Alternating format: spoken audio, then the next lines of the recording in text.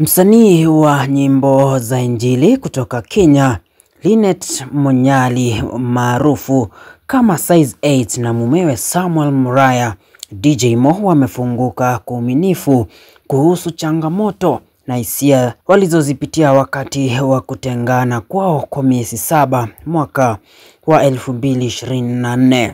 Wanandoa hao walikuwa wameoana tangu mwaka wa 2013. Walitangaza hadharani kutengana kwao mwaka jana, jambo ambalo liliwashangaza mashabiki wao kwa wingi. Katika mahojiano ya hivi karibuni na Betty Chalo, walieleza kwa uchungu kuhusu maumivu, ukiukaji wa kibinafsi na hatimaye maridhiano yaliyowarudisha pamoja mwaka wa 2025. Size 8 akiongea alikiri kwamba alimkosa sana DJ Mo wakati walipokuwa wametengana, ingawa kiburi kilimzuia kukubali hilo. Kwa nukuu, ilikuwa ngumu sana, lakini nililazimika kuachilia baadhi ya mambo kwa sababu mimi pia si mkamilifu, alisema. Nilionekana kama sijali, lakini moyoni mwangu nilikuwa namtamani sana, mwisho wa nukuu. Zaidi ya kumkosa mume wake, pia alimkosa kama baba kwa watoto wao. Nikimnukuu Size 8, Mo ni baba mzuri sana, na ndoa ikivunjika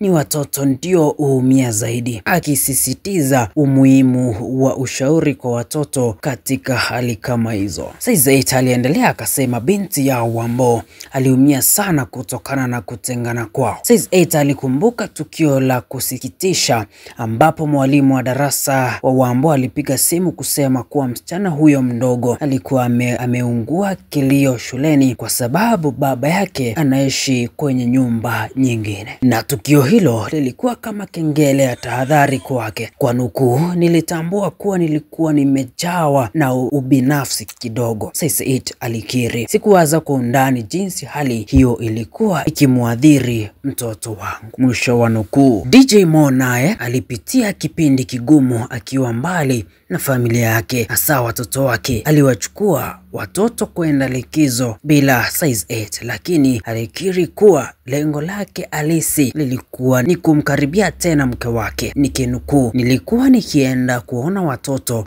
na kumwambia kuwa namkosa sana ama nammisi sana mke wangu, mwisho wa nukuu, alisema kwa tabasamu. Nilianza kumtekenya kimahaba tena kama vile tulivyokuwa wachumba, mwisho wa nukuu. Hatimaye wanandoa hao walikaa pamoja na kukabiliana na matatizo yao tia mawasiliano ya wazi na ya kweli. Nikinukuu, lazima uwe mjanja kama mwanaume, Mo alitania, akirejelea juhudi alizoweka kumrudisha mke wake. Hadithi yao ni ya mapambano, ukuaji na kia kuchagua kupenda tena hata baada ya kuvunjika kwa moyo. Hii ni 254 The Star Report 254. Endelea kusubscribe, kushare na pia kulike ili uweze kupata habari moto moto za maselebo wa Kenya pindi tu yanapotokea.